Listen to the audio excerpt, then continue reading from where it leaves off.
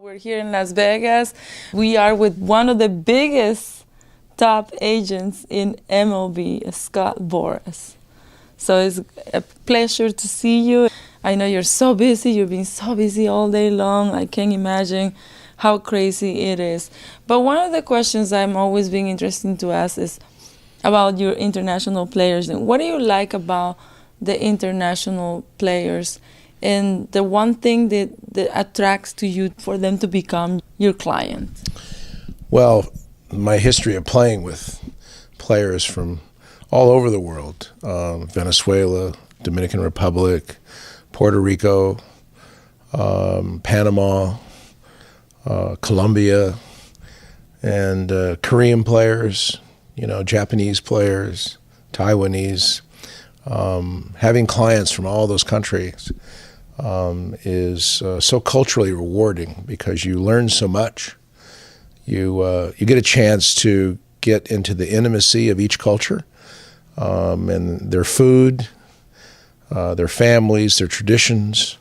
It's really one of the special parts of this job that you get to experience such a variety and personal relationship with great baseball players from all countries. Let's talk about now the business and how much is changing.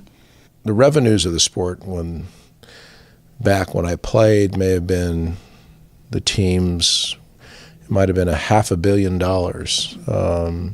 In 90 it was $1 billion, in 2000 $3 billion, in 2010 close to $8 billion, and now we're approaching $12 billion. Our industry's grown so much, and the decisions are larger, the contracts are bigger, the revenues are greater. It's a very successful industry. The franchises have grown in value from $100 million to many $1.5 billion to anywhere almost to $5 billion for the top franchise. So it's big business. It is something where the appeal of baseball is becoming more international, and of course the negotiations are more strategic. As the dollars increase, the decision making and strategies and the competition increases. So it's a very exciting career. You just said something very interesting. With so many players in the free agency, does that drive the salaries down, or is it just a matter of the individual? Well, the issue in free agency is demand for particular positions. Some years there's a shortage of pitching. Other years there's a shortage of position players. And so, or catchers, or particular positions. So it really depends on how you strategize to put players with their skill set. The timing of it sometimes is their free agency is very good for them, and sometimes less than optimal, and you may want to adjust it so that you hit the market where the need is the greatest and the demand for your particular services is the greatest. But sometimes there's benefits where there's a glut of one position in the market. You would imagine that the demand would be less. And on the other side, if there's very few players, talents available for a position of need, then obviously that will drive the salaries up for that player. So much like any other economic model in the laissez-faire system where you're going to see supply and demand regulate the market. Is it more difficult now to sign your players? I know that teams kind of like try to juggle and trying to figure it out things, to either go cheap. Well, I would say teams seem to be more, it's a slower paced process. The free agent process may be 120 days. And there are some times, like we've signed a few players here early, but for the most part, the major contracts seem to be more of a thought process, an equation that usually takes the clubs more time because the dollars are more significant and the commitments are greater. So does it matter how big is the franchise or whoever wants to spend the money? Like right now, the White Sox, now they're willing to spend some.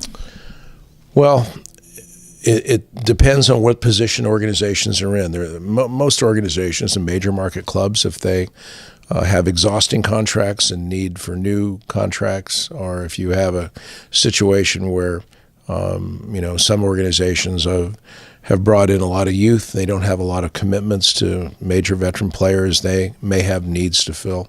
But for the most part, the major markets and the middle market clubs are most likely to be your suitors for the major contracts because of their economic wherewithal, that one player will represent a smaller portion of their gross commitment to player salaries. Obviously, you have Harper. You're very happy to have somebody like him, and I know everybody wants to know where he's gonna go, but also Machado, and you obviously know about him so much, who was your client for years ago. He's asking also for a big number. How do you feel the competition between the two of them? Well, Harper for me is a very different player because, great talents are one thing, but Harper's a player that brings an iconic value with him, and that is that he really creates viewership. In Washington, the season ticket holders increased, the number of fans increased by 700,000, the TV ratings increased by nearly triple.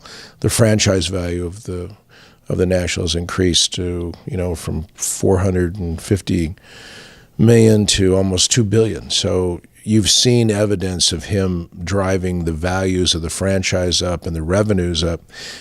And those are all independent of your performance. Most players who are good players, they come in and perform well, but you don't see them taking and bringing the club revenues that are apart from performance. And that value is an extreme value to a franchise that 99% of the players don't possess, and that's why Bryce Harper is really kind of a different athlete, because he has that generational value to him. Besides Harper, do you have another free agent that you think that is close to Harper right now? Well, Bryce is 25 years old, so it doesn't happen very often that you have a free agent who has historic performance and iconic value, and he's that young. But we have some great players. We have, Dallas Keuchel, a Cy Young Award winner, is in the market, and Zach Britton, who's a great closer, and Mike Moustakas, who's a fantastic third baseman, who's won a world championship and is a great playoff player. We have Marwin Gonzalez, who is an amazing player who can play 7 or 8 different positions on the field, and also is a world champion. And we have some excellent starters, and Gio Gonzalez and Matt Harvey and Jeremy Hellickson, and we have Carlos Gonzalez, who's a great all-star outfielder in the free agent market. All those clients are right now still looking for a spot. Yeah. Normally in free agency every year we have about 15 free agents, and over the course of a 120-day period we always find jobs for them, and because they're very talented guys, and so we're right around 1 month into that. We've signed about 3 players already. One with the Dodgers, Ryu, who signed back with them, and so we signed Trevor Rosenthal, closer with the Nationals, and we signed Jody Mercer just yesterday with the Tigers. So we're working through the process.